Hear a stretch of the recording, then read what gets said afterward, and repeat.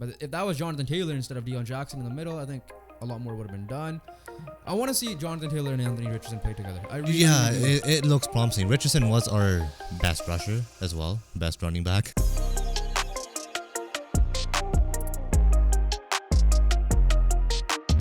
What's up, everybody? Welcome back to the BTR podcast. Before we get started, please like, comment, and subscribe. As always, make sure you guys follow our Instagram, TikTok, Twitter, and subscribe to our YouTube. We drop YouTube shorts almost on the daily. We're currently around 170 subscribers right now.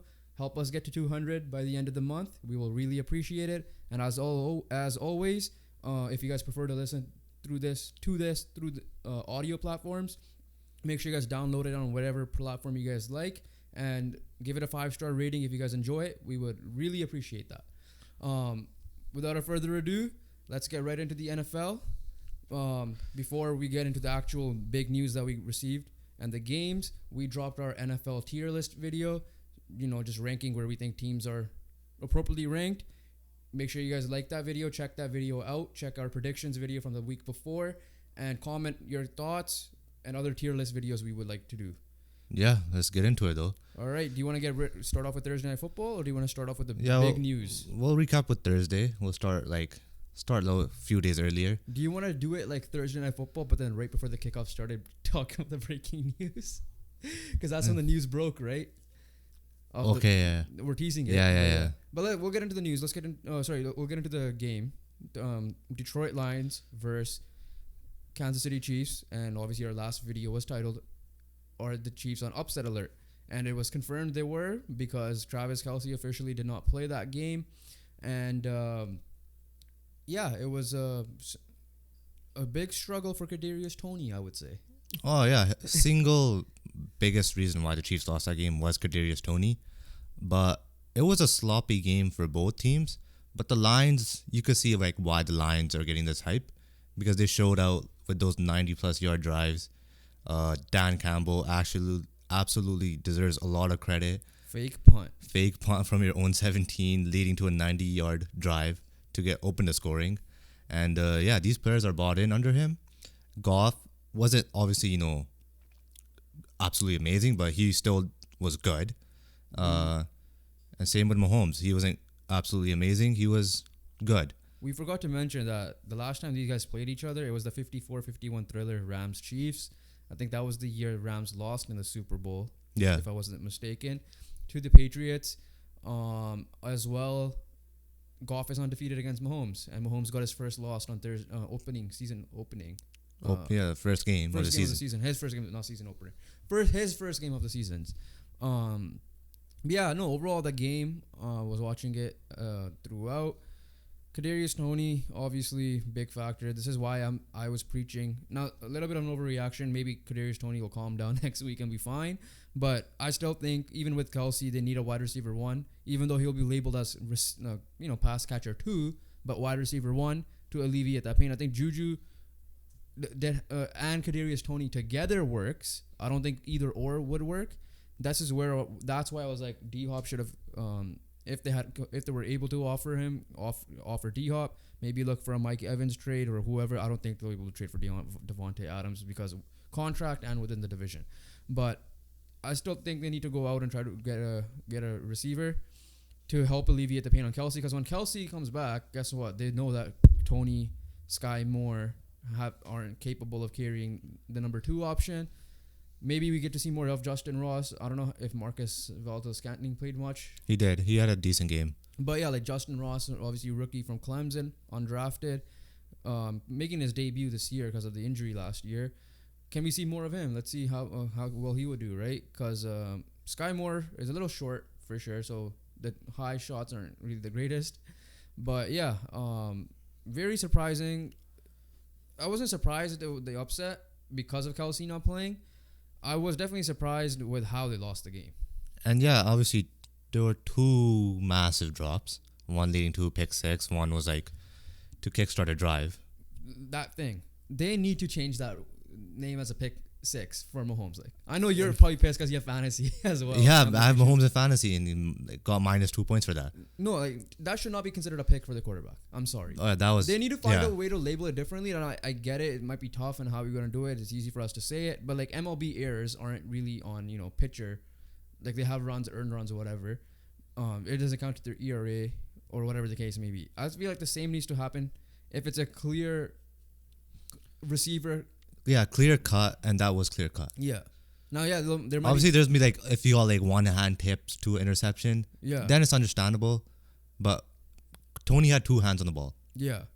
Like if it was just out of and reach, nobody around him as well. It was like out of reach and it was tips off his fingers. Okay, that's a 50-50. We'll see how it goes.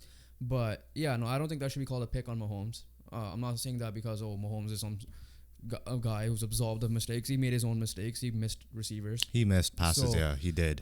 He deserves to get criticism as well. Just because he's Patrick Mahomes doesn't mean it's always on the receiver. But yeah, that one was not a pick on Mahomes. But yeah, continue.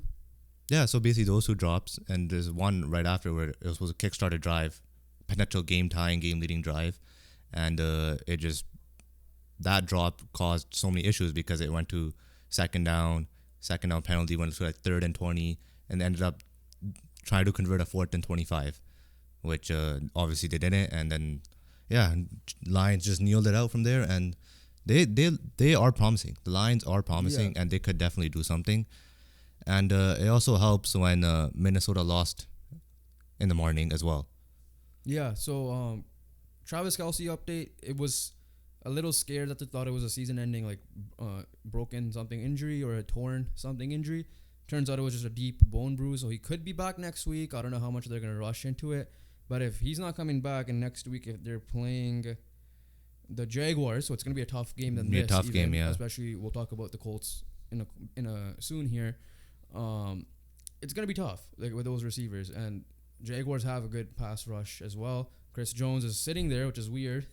I don't know. You gotta. I'm gonna see their defense wasn't that bad.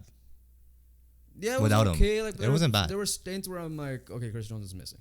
Yeah, that's true. Right, like when who's the running back? David Montgomery was rushing. I could see him getting through easily. Same thing with when Jahmyr Gibbs didn't play much, but was solid. Numbers all around. But the biggest, you could tell they drafted well because they had 4 rookies playing in that game. Gibbs made an impact. Sam Laporta, their tight end, made an impact. Jack Campbell made an impact. Brian Branch, who got the pick 6, made an impact. But yeah, that's it. You want to continue with the next game? And then one last thing, Lions definitely improved their defense. Yeah, for sure. They bought in, like you mentioned, and I'm excited to see this team play more and more. Obviously, we're recording this during the day, so we obviously have red zone on for them. We have our 1 o'clock games on. So we'll be covering more of some of this, not all, but some of the morning games, and then we'll do the rest on Thursday's episode. But let's get to the news because I'm gonna lead the news into the score today because it was an upset for sure. Right before kickoff on Thursday, we were predicting Joe Burrow to get a contract done within like a week. Obviously, that week turned into a month or so. Joe Burrow is now officially the new highest paid player, not just quarterback, player. After Lamar said it, Jalen Hurts said it, Justin Herbert said it, and now Joe Burrow sets it at 5 years, 275, if I'm not mistaken. I'll just pull up the exact numbers. What are the guaranteed? Yeah, and I think it was like 222 guaranteed around there. Yeah, so it's 275 million, 5 years, 219 guaranteed, new average annual of 55 million, tops Herbert, who was getting 52.5. And just for a heads up, the highest paid in terms of average new money average per year, Joe Burrow 55, just beats out Lamar Jackson 52.5, who barely beat Lamar Jackson at 52, and Jalen Hurts was at 51. And then right before that is guys like Aaron Rodgers, Kyler Murray, Deshaun Watson. Pat Mahomes is at 45 now, so I wonder what he's thinking before signing that contract. Josh Allen and Daniel Jones rounds that top. Yeah. Daniel Jones made it. Well-deserved contract. Nothing against the contract. Oh yeah, like it was expected. It was expected. I guess I was a little bit surprised it was like that big of a difference. So, which leads me to this question. And I know what you're gonna ask. I have a feeling. No. I think I know which one I'm gonna ask that one too. But first question is what it means for T. Higgins now. Because He is you have to gone. pay, you have to pay Jamar Chase, Yeah. right? And you already paid Joe Burrow. How much cap do they have? We don't know. We'll see if they could fit T. Higgins in. Like Pittman, same draft class, right? He's looking for a new contract, and it's contract year for him. I don't know. And I think he wanted a lot of money. Yeah. Like a lot of money. Is he a wide receiver 1 in the NFL? We don't know. We don't know because he's playing with Jamar Chase. We do not know if he's a wide receiver. He could be a Pittman type receiver for sure. Like I think he's proven that. And can he be a 1A, 1B situation? In this case, I think he's a 1 and 2. This is a 1 and 2. Jamar Chase is clearly like better. Can him and let's just say hypothetically the Colts trade for him. I don't think that's gonna happen. But Higgins and Michael Pittman together, they should be fine. There should be like that. That would help any quarterback out of wherever, regardless of what team, right?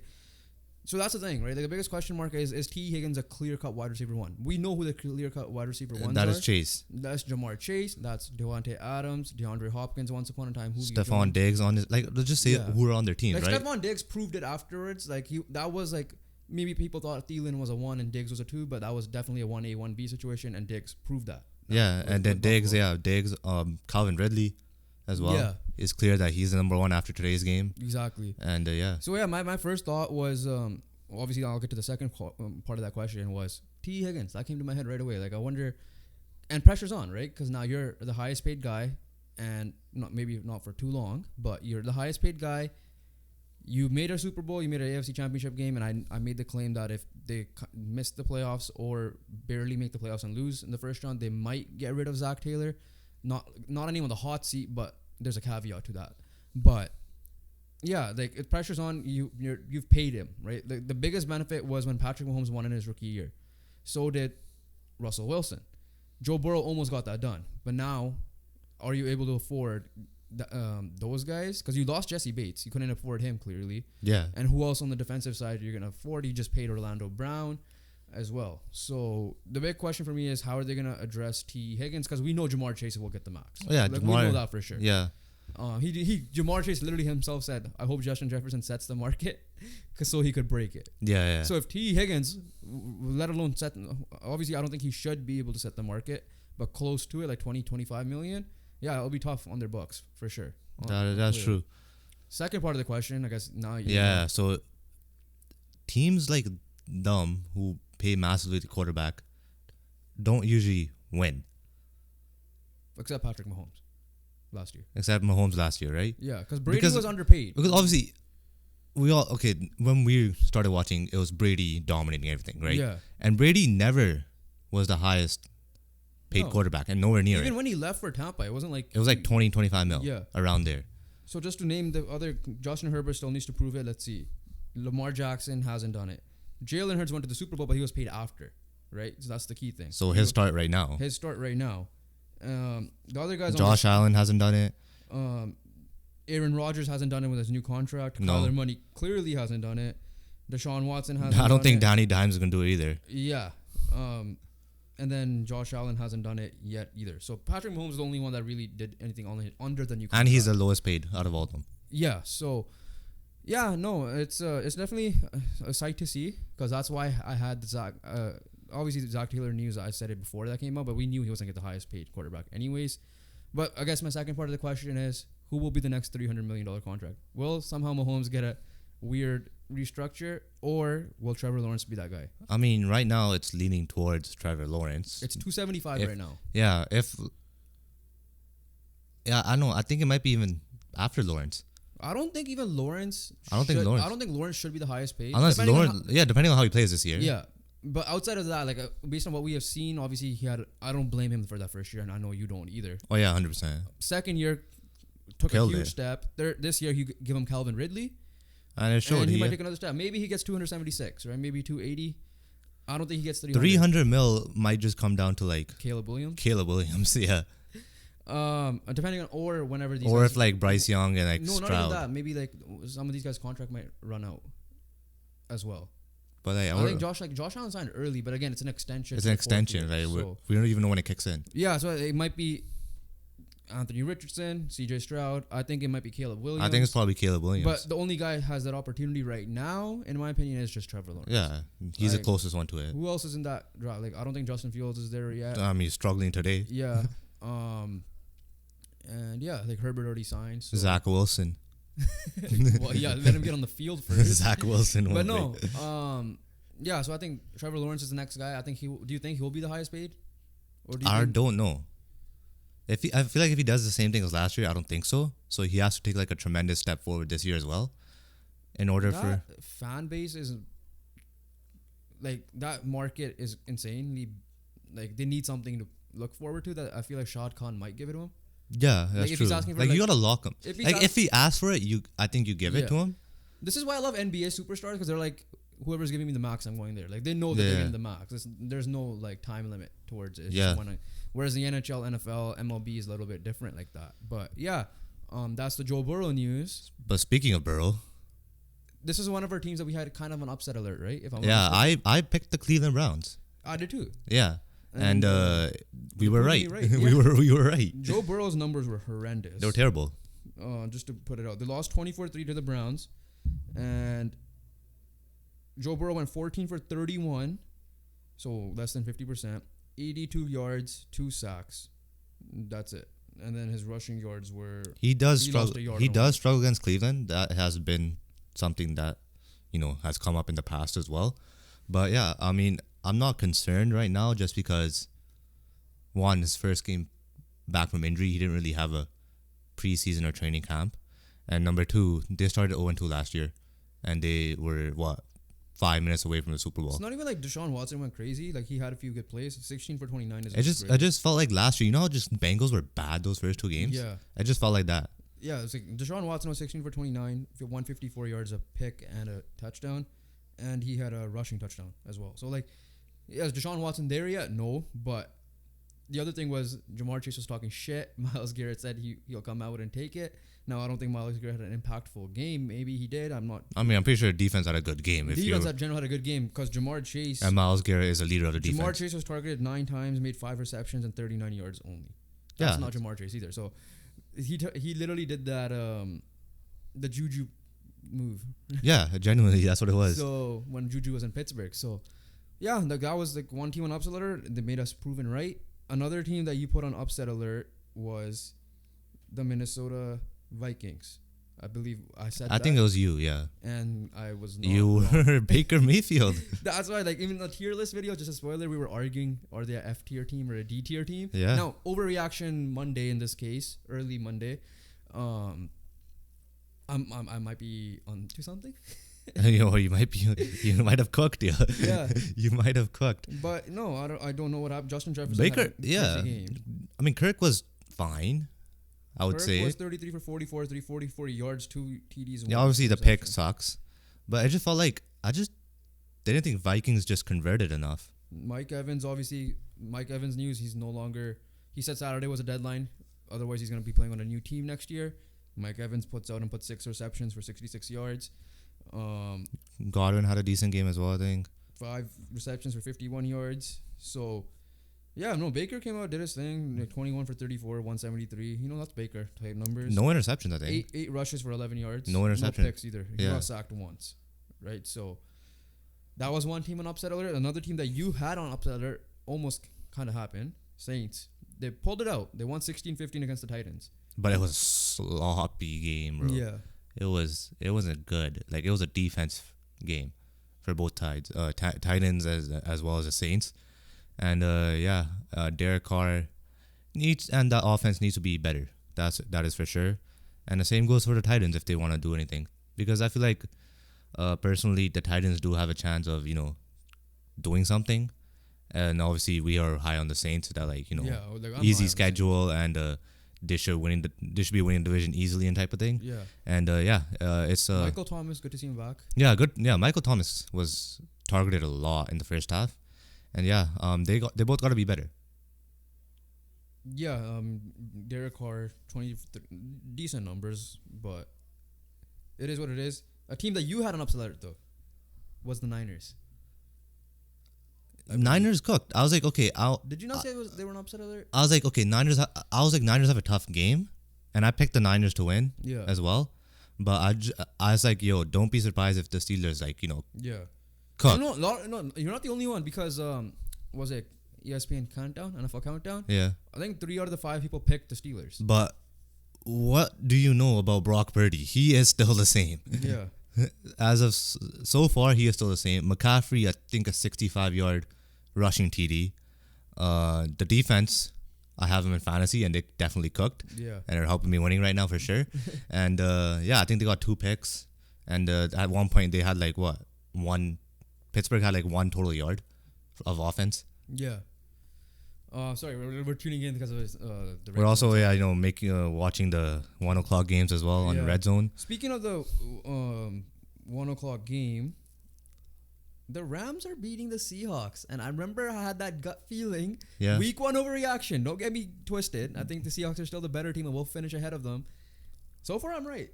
Yeah, but Early, still has time for me, to it's go. like they're gonna fall off. Yeah. Like I'm not surprised that they're Cooper Cup's out for weeks. Yeah. Is the big thing here. Um. And that score that just popped up as well. I know we're going all over Green the place. Bay, yeah. Green Bay is also Maybe cooking. people are onto something because we were low on Green Bay, right? Like I had Chicago picked for this. I know you did too. And a lot of analysts and stuff were saying, no, like watch out for Green Bay. And watch out, I think they just forced a fumble right now. Yeah, so I know we're going all over the place here, but the last game I want to talk about, because it's on right now as well, is Dolphins-Chargers. The Big battle game, of, yeah. in my opinion, of the wild card spot, Yeah. right? One of the battles there. And it's a good game, 24-20. Maybe we'll tune in strictly to that game, depending on how the others go. Tua right now, 16 for 26, 264 yards. Tyreek has already got 104 yards. Yeah, Tyreek's killing six receptions. Jalen Waddle's obviously up there. Herbert, 13 for 19, 105 yards only, but Eckler, 12 rushes for 103 yards. So Eckler's killing it. Keenan Allen, 4 for 60. But what's his name? Mike Williams is out, I think, for a head injury. So that's the scary part about the Chargers. But good thing they have Quentin Johnson added to that team. Yeah, but yeah, so those are the games happening now, and obviously we have a big one We still need to talk tonight. and Then we got a big one tomorrow. Well, okay, at the time this comes out, Yeah, big one. We will not be covering the Sunday night and Monday night football. We'll be discussing that Next pod. on the next pod. But, But we need to talk about our team, right? Because we have news, Yeah. first of all. Let's start with the news, which is kind of weird because Jonathan Taylor's on the PUP, but he's supposedly going to pass a physical. Make that make sense before week 1. I don't know what's happening. Maybe maybe a trade's brewing because I think Ian Rappaport did come out and say the trades discussions are not closed. They're not dead. He thinks that JT will get traded. There's a small chance he will be a Colt only if he gets an extension.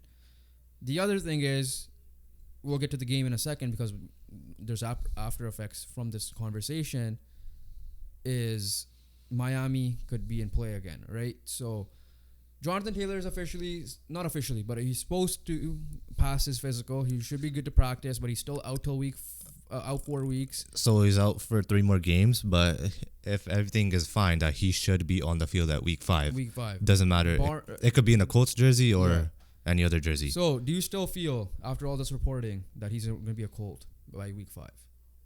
Yeah. Or even October 31st trade deadline? Yeah. So week 5, you think he's going to be Because I don't, who's going to offer something the Colts want? Who knows, right? Like they already failed. Huh? We have to see how the season plays out. It's already failed once. So, and it's not like it's a McCaffrey situation where like the Panthers like, okay, let's just, try to clear up the cap because, he hasn't been on the field for us recently.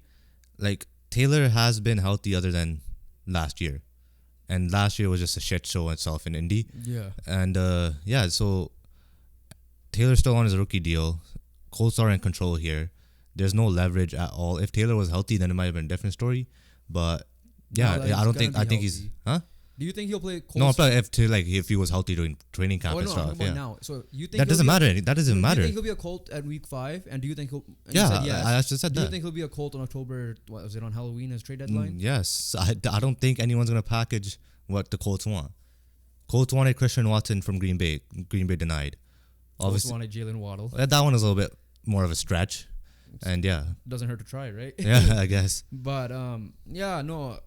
Okay, so let's stick to the game. Transition to the game, because the Colts running back rushing was kind of brutal, right? Taylor was missed. Hall got injured after a good run. Got called back. Deion Jackson 2 Struggled. fumbles. Funk was their third guy. Zach Moss should be back next week, so that's an upside because he has potential. But yeah, no, if it's a healthy Jonathan Taylor with this back with Anthony Richardson, because Anthony Richardson showed. Right? Anthony Richardson minus the is pick, promising. he had a solid game. Is this team is promising as a whole?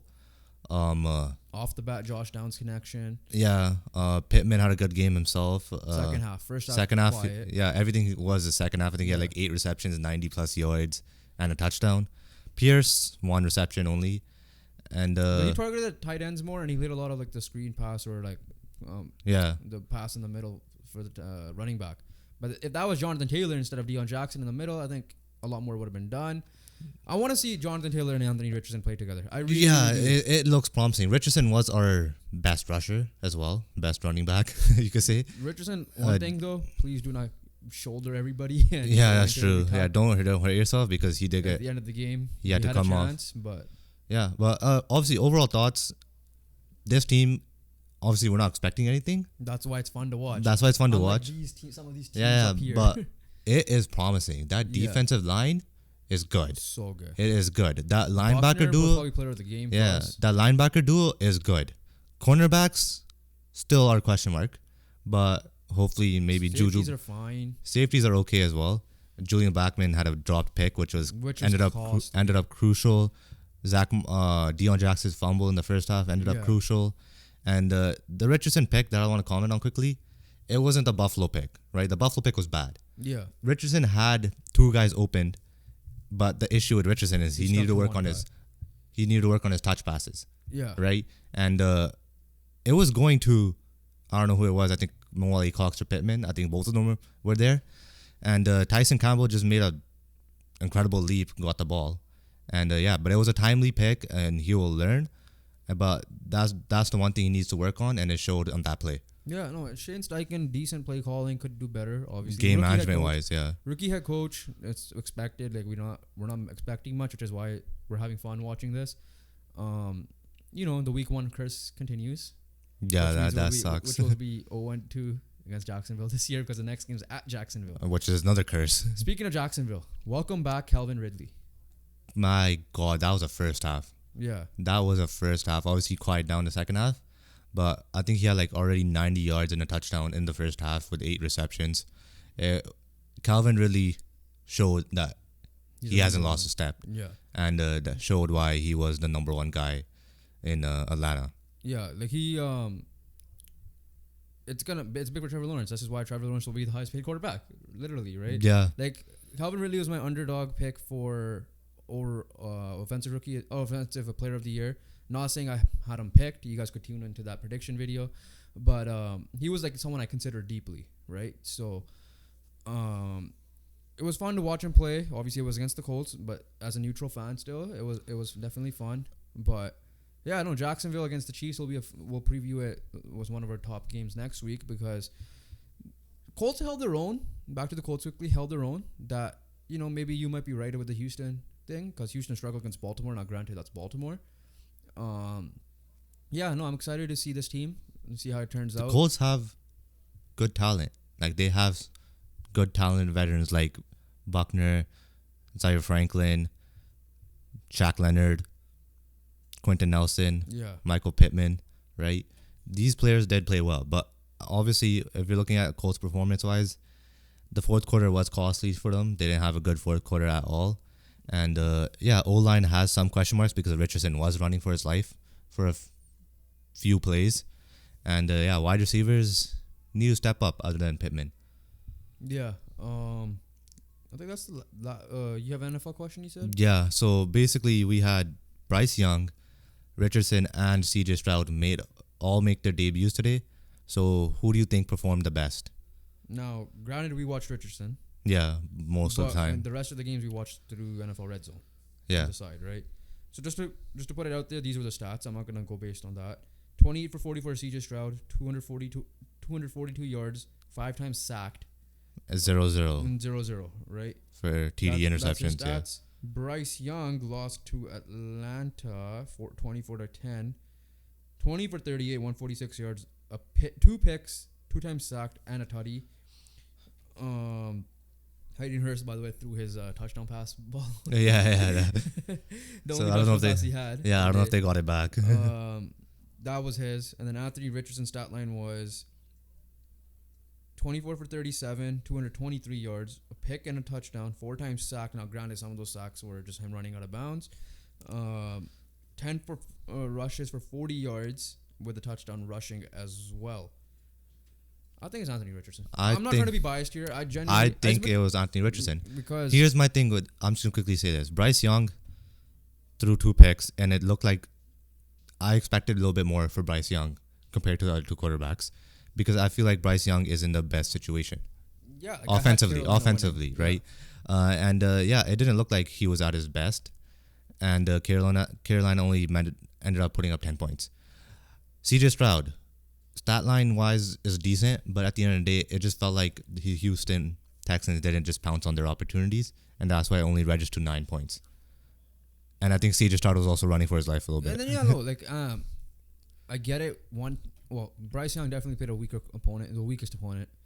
I think maybe Anthony Richardson played the second, tied with Baltimore and Jacksonville, similar level. And Anthony Richardson had us in the game, right? Like he was balling throughout. The pick, obviously, I missed the pick because we were setting up for something, so I didn't see the pick. I'll look back at it, but I'm going with Anthony Richardson based on the numbers. CJ Stroud had a decent game, but Anthony Richardson got 2 touchdowns. Richardson now, granted, got 2 one touchdowns. of them was Michael Pittman Jr. yakking it on one of them, but still made the right decisions for the most part of the game. And inaccuracies were there. But also, no one was really open because no one was open at all, for half the plays. Yeah. But yeah, I think that's it for the NFL right now. We'll cover the rest on Thursday. Keep in mind, we might be tuned into our TikToks and shorts and reels because we might be doing our power rankings. All right. So that'll be something fun. Moving on. By the way, love the support on the Instagram reels, especially. Yeah. I don't think people realize, we'll get into soccer in a second here, but people don't realize that I'm a Man United fan, but I was wearing a Barcelona shirt, and then when we did our blind rankings, I wasn't being biased, right? I put Man United 3rd, and then there's this one Man United fan who's getting shit on in the comments, and then I'm reading those comments like, I don't know if this is a win-win situation or is this like a win-lose situation. We're getting the engagement, but it still hurts me because the stuff they're saying is the same thing. Like the same thing, yeah. The early year struggles, Arsenal, stuff like that, right? So, but no, love the support. Make sure love it. People defending each other, going at it. That's perfect. People, first of all, okay, I want to get this off my chest. Yeah. Blind rankings mean, when you see your thing, blind rankings mean whatever team pops up, we rank them blindly. We don't know who's next. So me putting Manchester United in this example 3rd, it worked out for the best anyways because the 2 teams ahead of them were genuinely ahead of them and the teams behind them were genuinely behind them. Now, Joven did one for QBs. Yeah, QBs, yeah. And he was Stafford a little low maybe, and then he left the number 1 spot open. I left the number 1 open, yeah. And it happened to be Sam Howell. He can't control that. Obviously, if he were to rearrange it, he would probably do some rearrangements. I don't know who the quarterbacks were. He will do a rearrangement. That's what blind rankings mean. So that's it. That's what I wanted to get off my chest. It's funny. I don't mind it. I just love seeing the comments because I'm laughing because people are idiots. That's it. Simple as that. That's true. That's all that means. And I love the people that are defending us. Like, hey, it's just random. Calm down. Yeah. So I think you had a comment. Bro, never talk NFL ever again. I was like, okay. I was like, we're talking NFL. Whoever it is, we dropped another reel, by the way. We talked about the NFL. Let's see if you can say it again. I doubt you're watching this video, but if you are, we're laughing at you. We're talking NFL. But yeah, okay, let's move on. Let's go to FIBA very quickly. We're not gonna go into deep in this. We'll just talk about what happened, who won, who lost. We'll be dropping a FIBA podcast episode, strictly FIBA, what happened at the World Cup, Canada basketball specifically, on Tuesday, so tomorrow. Yeah, with a special guest. With a special guest, we'll keep that teasing, so you guys could stay tuned for that. It's already recorded. As long as it's good on the upload side, it should be out on Tuesday. So we'll talk. That's basketball fans. That's where we'll be talking the most about it. But FIBA 2 games. We woke up at 1:45 or 1:30 a.m. Yeah. One of them maybe not worth it because it was also a work night for me, and you had a school night. Yeah. But today's or Sundays was worth it. Heavily worth it. Heavily worth it. As But a yeah. neutral fan, that today's game was good. So semifinals were Canada, Serbia, USA, Germany, and our predictions were USA beats Canada in the final. Classic BTR careers. But USA did play Canada But just for the bronze third medal. place game. So Germany upset USA. Serbia didn't really upset Canada. but But Serbia- man, oh man, how is the whole team in freaking foul trouble? That was The tough. minute Shea got subbed out in that first quarter, it was like a 11-12-0 run. Yeah. And that's what put the game away. And Tyreek Hill, as we speak, got a speedy touchdown. But yeah, no, like, I think that pissed me off. I was messaging our special guest while watching the game, and he's like the same thing, frustrated. Like, how is everybody? Keep in mind, FIBA has 5 fouls. Everybody had at least 2 fouls, 2 to 3 fouls going into in the third first quarter. Yeah. Going into the third, let's just say. Canada ultimately couldn't hang on, lost. Serbia has good size. Serbia has good size, and this is without Jokic. Yeah. And maybe with the Jokic game's a little bit different, but it's still Probably Jokic. even worse. Yeah. But Germany played Serbia in the final. Let's start off with that. And Germany won it. Well deserved. Dennis Schroeder got tournament MVP. Yeah. So yeah, like Germany's squad, I'm happy for him. I want to see Dennis Schroeder be successful. Raptor fan. How you feeling right now? I'm pumped, yo. Better be in the same Take level. care of the guy, man. Watching him as a Laker fan was pretty fun. Like the first step is speed. He could defend. Occasional shooter, not really strict with it, but happy for Dennis Schroeder, who always balls out in FIBA or international play in general. Brothers, that. Wagner brothers obviously killed it there. I think Franz Wagner made second team, if I'm not mistaken. And then Serbia, obviously, without Jokic making it this more. Popped off against Canada. Bogdan Bogdanovic. And then a surprise team who finished 5th was Latvia without Porzingis, who also was probably, the biggest surprise team of the tournament. Finishing 7th, if I'm not mistaken. Yeah, But and then Canada, for bronze medal game. Canada, USA. What a game. What a game. Like, if you're a neutral fan, like, if you're in a different country, man, oh man, if, like, obviously this meant more to Canada than it did to the US, for sure. As much as I'm not a huge fan of third place games, I'm a fan of it when it matters. In this case, it mattered for Canada basketball because they won first ever medal at the World Cup, or even, I don't know about the Olympics, so I'm not going to say that, but first ever at the World Cup. That's for sure. There's probably Shea and Dylan Brooks. Dylan Brooks, yeah. What are your thoughts on Dylan Brooks now? And what were they before if the we World had Cup? if before Dylan Brooks, I was in higher, obviously, but I guess Dylan Brooks is made for international ball. Not NBA ball? Huh? What about the NBA? Well, we'll find out if he continues it in the NBA. But if the Rockets get Dylan Brooks, they will be Triple A. Dylan Brooks, Like this FIBA, yeah. USA game, Dylan Brooks. They will be very happy. He won defensive player of the tournament. The thing with Dylan Brooks for me is he was on my team, so I was happy. But if he was not on my team, the antics get to you. But I feel like I was always like this. I feel like his antics got, and rightfully so, overshadowed his play. Now he's a defensive player, and he's still a defensive player. I think he was defensive second team this year or last year, one of the years in the NBA, and he still is that. It's just his offense lets him down when he talks smack. And yeah, I mean, realistically, he was bad. But he was bad. He played bad in the playoffs. He played bad when it mattered most. But he turned around his stock around and absolutely killed it in this FIBA tournament. And let's see if he continues it for NBA. I thought it was excessive when people said, "Oh, no one wants him," or he's gonna go to China now. Like, clearly that wasn't the case. Yeah, obviously the Rockets saw something, and if Udoka wanted him, I'll trust it, right? Udoka is that capable. But Shea though. Absolutely a superstar. Simple as that. Canada run on Shea. They leaned on Shea. If Shea was having a bad game, Canada was going to lose. And whenever, obviously, most of the games of the tournament, Shea had a good game, apart from probably 2. And they won all those games. As simple as that. On the flip side, quickly, the U.S., obviously they wanted to win. I'm not saying anything like that. But you had a fun question for our guest. Let's just bring it up here. Yeah. Did we piss them off, like, for the Olympics, that they're going to just...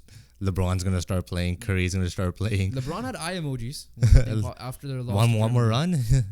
Yeah, I won't be surprised. I genuinely won't be surprised. Obviously, when it comes to the Olympics, a lot of the NBA players do play. Hopefully, Jamal Murray does play. hopefully, for sure, Giannis and Jokic. I think some of these guys have to go through qualifiers now, right? So the good news is Canada has qualified for the Olympics. We don't have that stress. We'll see. We'll talk about more.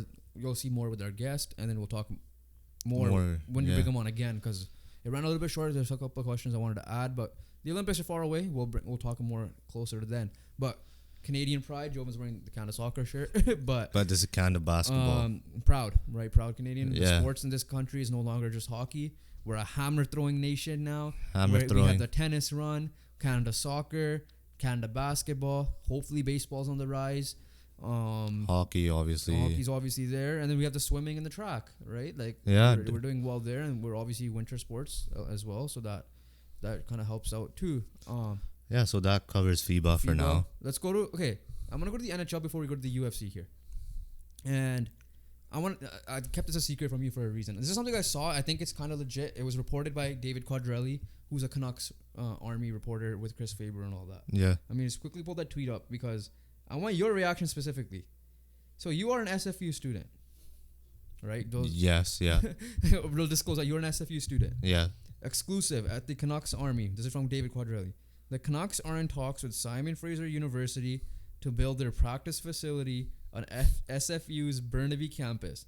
Finding the location of where on the campus, that might be a grueling process, but and there's an article, you guys could check it out on CanucksArmy.com that they share where it could be. Apparently, Aquilini reached out to the head guy there, and trying to make something work. And it seems like it's a legit thing. I don't think it's like a prank, because then some memes came out like, oh, they're looking at this place, oh, they're looking at that place. Yeah. I saw that at first. I thought it was a prank.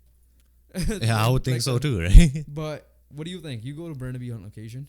On occasion, obviously, I try to prioritize Surrey classes. Yeah. Because that's closer. But I mean, it'll be fun, I guess. Okay, so you're on that camp. I've been on the campus. Yeah, I've been on it. When you used to play soccer, you've been obviously around the campus more. Is there a spot there, or is there like a land area where they can do something? I mean, I think they could figure one out. I just don't know where exactly is the best spot on campus, but I think they could generally figure out something there.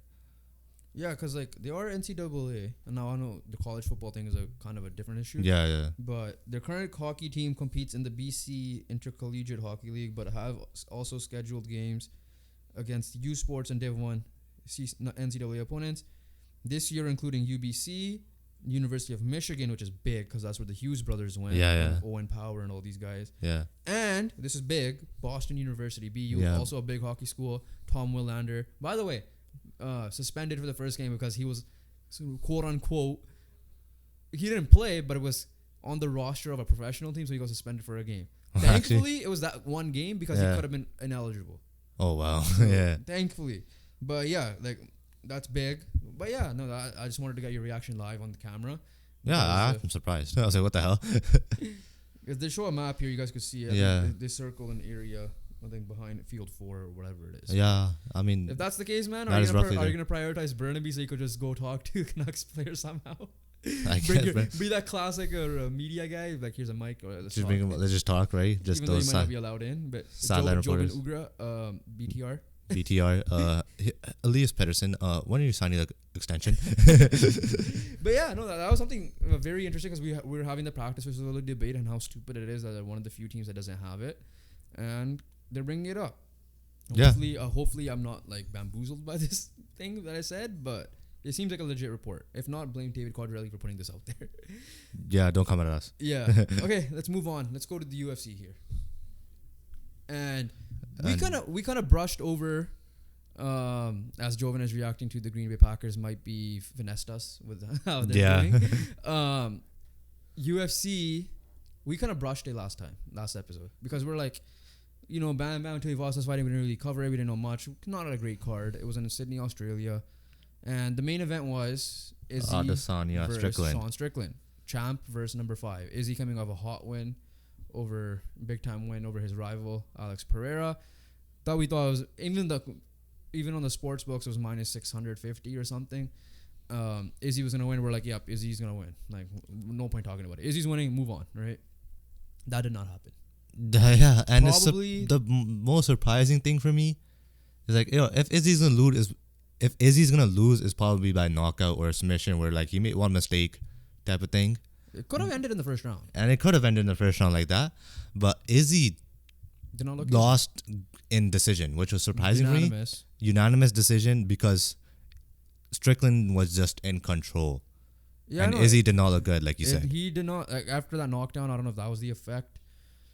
Dominated the second round, I would say, but then kind of like No, it wasn't like he won it, but like you it can't wasn't- say. I feel like he controlled most of that round. Yeah. I guess not like big.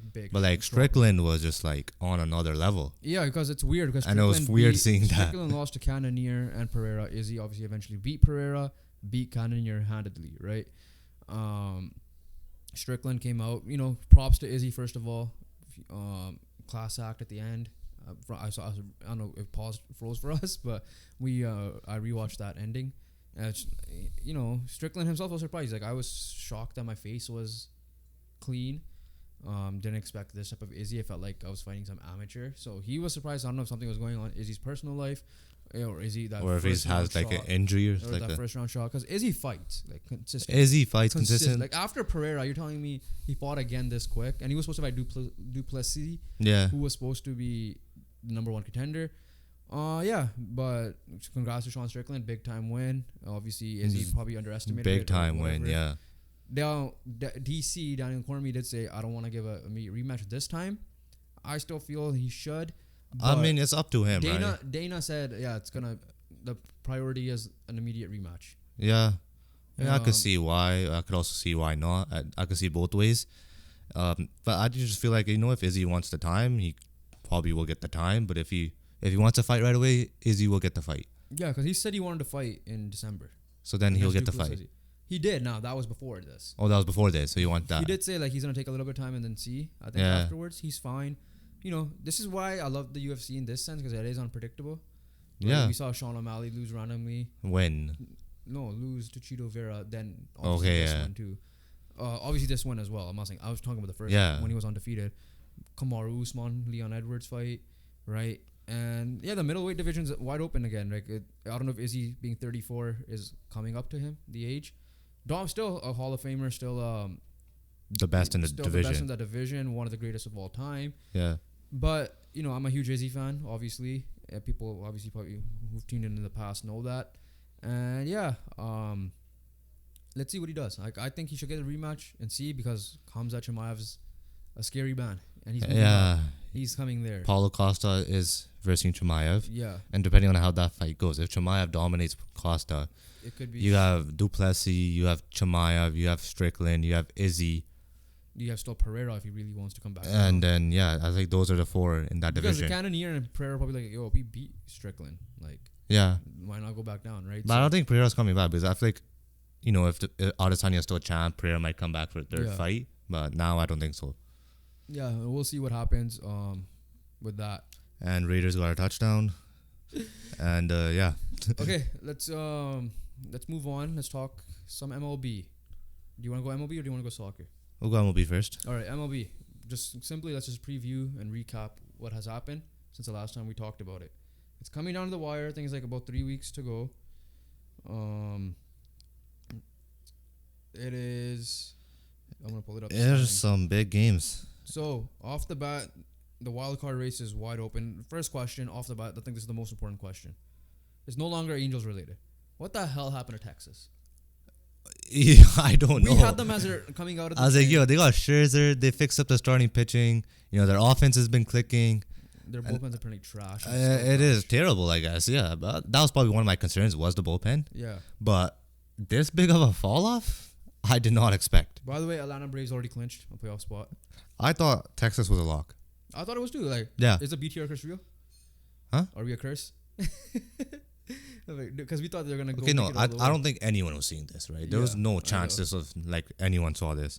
They're currently behind the Blue Jays, they're behind the Mariners by half a game. Out of the wild The Jays card. are 1 game clear right now. of Jay, wild card. Jays are 1 game ahead of the Mariners, who have the third wild card, Yeah. and 1.5 clear of the Rangers, who are But yeah, outside looking back to in. Texas, like, what the hell happened? And crazy. It's crazy.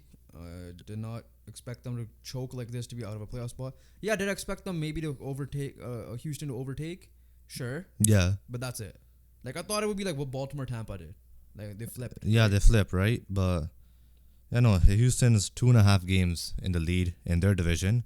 But yeah, there's 2 spots available in the AL, but 3 teams are fighting for it, and you could chuck in 4th and Houston. But yeah, that's what it is. Yeah, because not Texas, Boston and then the Yankees are 6 and 8 out respectively.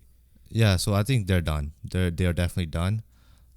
It's too much to climb. Yes, Red Sox are playing the Blue Jays and the Yankees are playing the Blue Jays, but there's other teams in the mix as well. Speaking of Texas, this is the remaining schedule. They got the Jays next. Big time series for both teams. And we'll talk about the Jays in a second. That starts today. The game starts today. Start today. Then they got Cleveland. Kind of easy. Okay. Red Sox. Still gonna be tough, yeah. Still tough. They got the Mariners. Easy, and the Angels. They got the Mariners.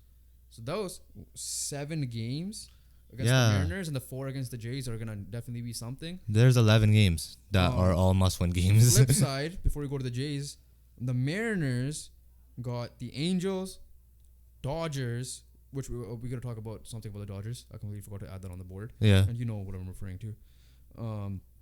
The A's should be easy. Then they got Texas, Houston, Texas to close it out. So Mariners have a tough one too. To close it out, they got Texas 2 teams they're fighting with. Yeah. And then the Blue Jays have Texas, Red Sox, Yankees. Rays Yankees or Rays Yankees Rays? Let me pull it up. Yeah, I mean they have all division games after this. Yeah, which is between Rays, this Yankees, and Red Sox. They're just alternating. I don't know how they. Yeah, Yankees, Rays.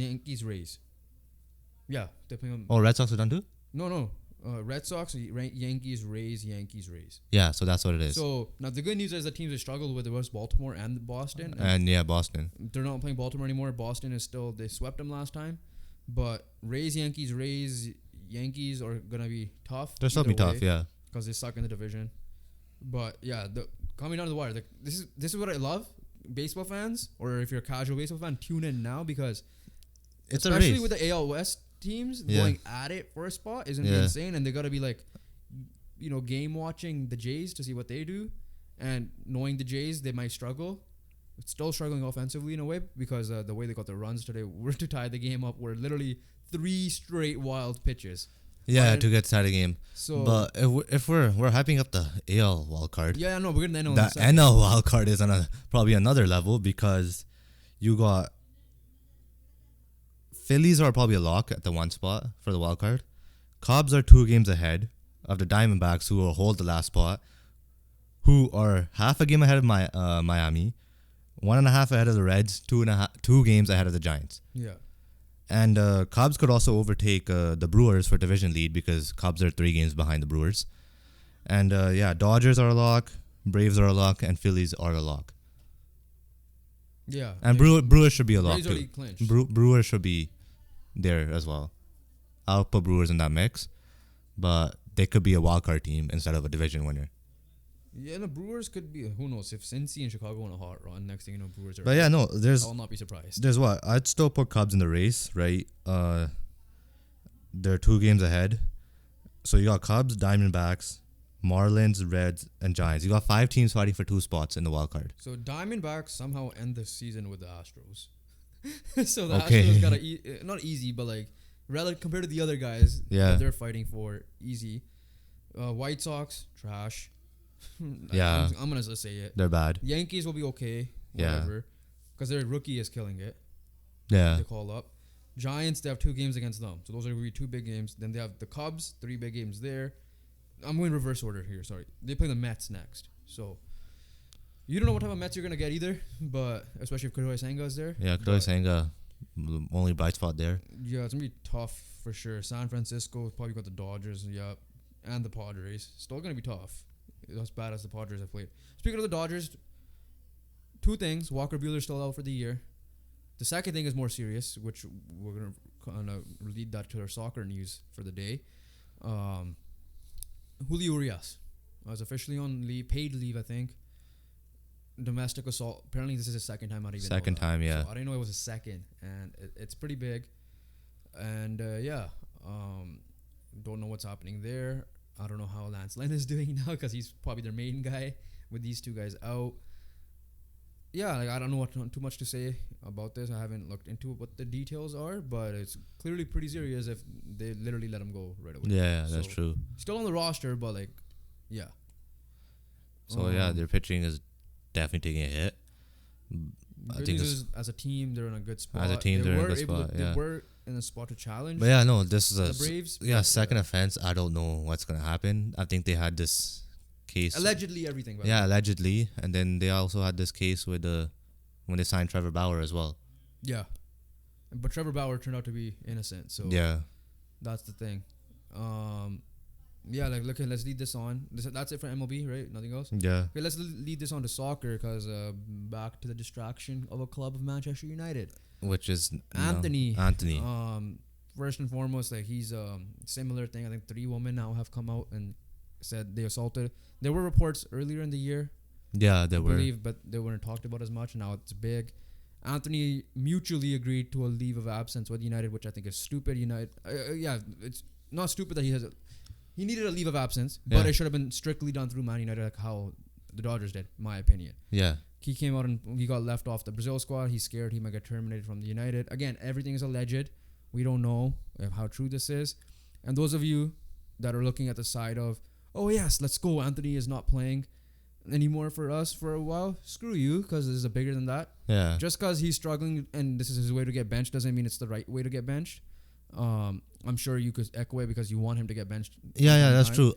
That better, like if I'm seeing like, oh yes, let's go, we got Pellistri could play now, or we'll go into the Sancho thing in a second, but Sancho might get an opportunity now. Screw you, because there's bigger things. Yeah, it's bigger. It's bigger than that. And as a obviously, United fan, we want him to play well. It's not like we never wanted. Yeah, to play well. no, but like it's not even that. Like it's obviously, if guilty, it's well deserved, I guess. But if not guilty, then that's not a way to because this stuff, there's obviously allegations, right? Yeah. So we don't know who's in the right or wrong. But there's obviously it sucks both ways because he could be innocent the whole time, but he's getting punished. He's getting punished for not playing, and we've seen it. Like you said, we've seen it many times. But at the same time, you can't play him because he could be guilty, and if he is guilty, he deserves the consequences. I've always been in a situation where you have to take whatever any alleged man or woman, doesn't matter, to face value. Yeah. And if the woman is lying like that, remember that punter? I forgot his name. Yeah, Matt or Riza. Yeah. From the Bills. Yeah. If that was the case, then the woman needs to be punished for sure. Because I don't want to be the guy that says, oh yeah, like, because there are legit sexual assaults. Yeah. There, right. And it's not the boy who cried wolf. Yeah. You have to take it at face value. But if the woman is genuinely doing it because of, what's a word? Clout. Yeah. And try to get something out of it. Then that's bullshit. Because then it's like one stereotype makes for example, something happens in the Punjabi community, now every Punjabi community looks bad. Yeah. Same thing here now. Like if one or a couple of women have come out, you're making every woman look bad who are going through this type of shit. And listen, it's nothing new when it comes to the celebrity world, not just athletes and everything, because there are clout chasers, gold diggers, blah blah blah, try to do stuff. Now, granted, we've seen evidence with the Greenwood situation and stuff, and who knows, if 22 women come out like the Deshaun Watson thing, it's eye opening, right? Yeah. But again, if legally they're allowed to be playing, nothing against them, then it's up to you how you want to judge it, like you believe it or not. So, in this Anthony and case, three is a bit. Three is a bit. 3 is a lot, right? Like it's not just one; it's 3. Obviously, like there's 3, women. Obviously, that just kind of overpowers with one, and like how with Deshaun Watson, where it came to like 1 to 22, 24. So I was like, okay, clearly, if you didn't do it to all of them, it could have happened at least once or twice. Is there a small chance where all those 24 women wanted to do something? Yes, there's a chance, but that is very minimal. But I've always been the type of guy you take stuff at face value, stuff like this. You have to take it at face value. Yeah. But don't judge the guy instantly, or right? Like for a guy, like anything. He's not guilty until he's proven guilty. Yeah, exactly. So that's the Anthony side of things. Speaking of, we'll recap. We're at international break, so we'll recap that. European teams in general, but and the international break, anything crazy that we may have noticed. But the Spanish Federation, the women's side, right? Yeah. The women won the World Cup, and off the bat, there was so much drama. I think we mentioned it. I'm not sure if we did. Yeah. Obviously, not the woman's dad who passed away. That's a whole different side story. That's just a sad story. But like, I'm talking about the federation. I think there was a clip of the president kissing a player. I think it was Hermoso. Yeah, and Was a she player. came out and said that was not, planned or anything. Yeah. That was legit. Like on what's the word? When you no consent. There was no consent. Yeah. And so made it a big deal. He's like he was not going to resign. Blah blah blah. Good news is he resigned, Yeah. and he's also no longer on the UEFA vice presidency thing or whatever he was on. Cause it's insane. Like the woman finally won the World Cup, and you just see like the coach drama that the women are never gonna play for them again. You see this, they kind of like peacefully celebrate type of shit. Yeah, right? and I think he resigned, and he's like, I'm gonna fight for my position, so he didn't like unresigned or something, and then I mean, it's on freaking camera. Dude. Yeah, like, that one's like legit. that was like I don't even think that's alleged at this point. yeah, like, no, you messed up. now okay, yeah, it's alleged that maybe the girl could be lying, but I doubt it. Like, No, this you- one I genuinely doubt. He messed up. Because there people in position of power, they usually do this type of shit. Yeah, he messed up, and rightfully so. He's not in the position anymore, and yeah, obviously like the whole women's team, even the men's team were supporting the women's team as well, and it worked out. He resigned today or on Sunday, and yeah. Let's just preview or recap whatever happened so far very quickly. For soccer, yeah. Let's go back to Man United quickly because we have news there. Sancho. I don't know why like Ten Hag. Like again, we're not blaming Ten Hag. We're not blaming Ten Hag on the field stuff. We clearly criticize his decision making Tottenham game, for example, right? But behind the scenes, man, you gotta feel for the guy. Like, dude's dealing with a lot of shit, and now people are, I was gonna say it. I'm gonna joke around with saying it. I know our cousins might be watching this. That Man United have dominated the league so long under Fergie that it's etched in their brain that whenever Man United does something good, it's gonna be VAR, or when it's not done something good, haha, you guys lost, right? Like, Yeah. I'm gonna jokingly say it. I'll say it to their face Yeah, if they have to. I know Arsenal- you have. Arsenal's real, bro. Because Garnacho was not offside. Those angles were kind of off. But and like arguing for that penalty. But anyway, it's a different story. But this guy, like, people are gonna say, "Oh, look, they'll blame the Glazers," blah blah blah. The problem isn't spending the money. The problem is selling the players when they need to be sold. No, this might not be on the Glazers fully. I probably blame more the front office. Ed Woodward once upon a time, now Richard Arnold and They paid the wrong Warthog. They got the wrong people. yeah, exactly. They're the like, Glazers are okay, paying. and obviously they got talented people, right? Like Di Maria, Maguire once upon a time, and all that stuff. But did the coach want him? It's the cheaper players that performed well. For us. Yeah, did the coach want him? I don't think so. I don't think the coach was in control. Well, Di Maria was a different situation. Yeah, but I'm just saying, like, I'm saying overall, like, when Mourinho wanted defensive players, you give him attacking players, Yeah. right? When Ole wanted attacking players, you gave him defensive players. Say what you want about Rangnick, the guy was spot on everything. Ragnick was right. Right. And with Ten Hag, like I get it, he's at fault for a little bit for the Anthony situation, but again, you managed that wrong because Anthony was gonna come earlier, even if you wanted him for like 70 mil, let's just say. Yeah. It was your fault that you made a 90, waited to the last minute to get him. So no reason why Amrabat should not have been on the roster before the first game of the season, right? I'm still gonna live by that because I'm not even gonna talk about the stadium because we're not in England. I'm not gonna talk about the stadium. I'll let those like Mark Goldbridge and all these guys talk about it.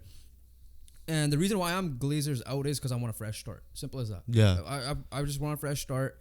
Do I blame Glazers fully on the performances? No, probably not. But I do blame them / the front office for not getting, a proper striker. I blame them for not, I'm not going to blame Ten Hag if he has no choice but to play Johnny Evans and Harry Maguire in a Champions League game. Okay, right? Bayern We Munich. don't know what Varane's health is going to be and Martinez is going to be like, right? Like, are you going to blame him for really playing them when Shaw's injured himself? No, like he has no option. He has to play them. The question mark was for Ten Hag, why would he sub on them and take off Lindelof? But it turns out he was slightly injured. Yeah. That was the report. Yeah, but and the yellow card. But I don't. that's not yellow card. Was if it was just yellow card, that was I know it's bullshit. stupid, but he was limping. Yeah. So you wanted fresh legs out there, and we got cooked. I mean, they're not really fresh. So like that's where I'm frustrated with the Man United side of things and how Man United handles situations. The Greenwood situation, brutal. There's Anthony situation, brutal. Now Jadon Sancho, how the hell is he still allowed to have that statement out? whether you trust Sancho or not, your team Sancho, team Ten Hag, I'm still gonna back the manager because he hasn't given me a reason not to back him. And Sancho hasn't given a reason for us to back him for his performances. Especially like what happened the last year with Sancho. Like he Yeah. kept it under the radar and everything like that. Yeah, with Sancho trying to figure out himself mentally. Yeah. And Ten Hag gave him the time, the space, and everything. And, you know, ease them back into the games. But yeah, Man United, I think we covered a lot of, like, you know, for Man United stuff personally. But well hopefully rumors are everybody should be healthy coming back. Yeah. Mount and all these guys. The problem is our right wing situation, and let's just end the Man United talk yeah, there. because we covered the Arsenal it's game. It's gonna be tough, but yeah. Top of the table, still Man City. Brighton are right there, 3-0-1. The rest of them are like 3-1-0, right? Yeah. So, any surprises for you so far in the EPL? Is it just Brighton? How? West Ham, I would say, is a little bit, just because I really expect them to be just average, but they're, you know, but I don't think they have played anyone like solid other than Chelsea either, right? I want to say Newcastle for me. That's disappointing side, right? Yeah. Yeah, I think West Ham played Bournemouth, Chelsea, Brighton, and Luton. Actually, no, yeah, West Ham. They beat Brighton and Chelsea. Yeah. Yeah, and yeah, so I'm surprised that they're up there. I expect them to be mid-table throughout the whole year. I don't expect them to be down below. I thought they were going to be down below. But I expected mid-table, and they have been killing it. I'm going with Newcastle because that first game of the season showed us something. And don't get me wrong, they played City, Liverpool, and Brighton, but Liverpool game was in the bag. They had Liverpool had a red card. They had a shit performance against Brighton. They were shit against Brighton, and City, I guess City just edged it out. Yeah, like but yeah, no, fair. The Liverpool game was in the bag, and Brighton just outplayed you. Game. Brighton just outplayed you.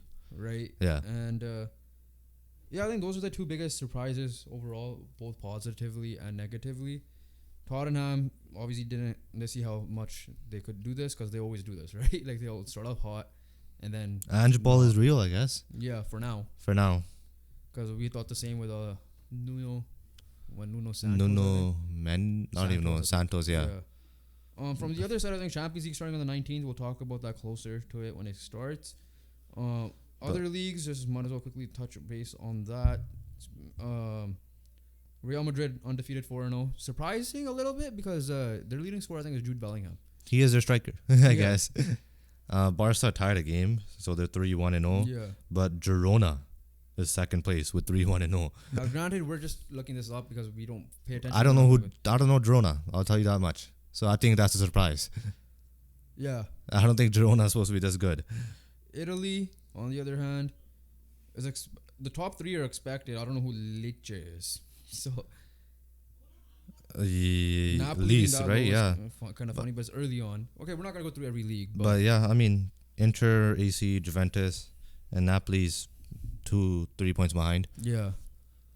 International break quickly. Italy can't now get over the hump against North Macedonia, can they? They lost again. Got eliminated from the World Cup. I think they either drew or tied. And then this is Euro qualifiers. Keep in mind, Euro qualifiers. Italy are the Euro defending champs. Yeah, that's true. The Euro qualifier is in about less than a year's time. Sorry, Euros itself, yeah. So that's gonna be funny. Messi's doing Messi things for Argentina still. England tied out Ukraine. And Harry Maguire. I'm seeing a lot of. See, this is my point. I'm seeing not all. You're thinking like us on the side are talking about England. English people are saying, why the hell are Jordan Henderson and all these guys playing and they didn't get subbed off compared to the other guys? Yeah. So, yeah. That's it from the soccer side of things, I guess. Yeah, but banger of an episode once again. We'll try to fix up some stuff. We need to discuss how to talk all sports when they start in October and November. Oh yeah, that's me tough time. Maybe bonus episode. Who knows? You gotta balance in work and this. I gotta balance in school and this, and then obviously we have soccer as well. Yeah. And we're starting off 0-1. We'll say that. Let's leave it there. We're starting off 0-1. But I wasn't great either. So yeah, we didn't have numbers, but we'll be fine. As always, we appreciate the support and love. Make sure you guys get us to 200 subs. Make sure you guys check out our tier list video, our predictions video. Make sure you guys tune in for Tuesday's episode. Bonus episode coming up for you guys with a special guest. You'll find out who. And we'll keep trying to make better content for you guys. Yeah. More tier list ideas. Drop it down below. And yeah, other than that, we'll catch you guys on the next one. Peace.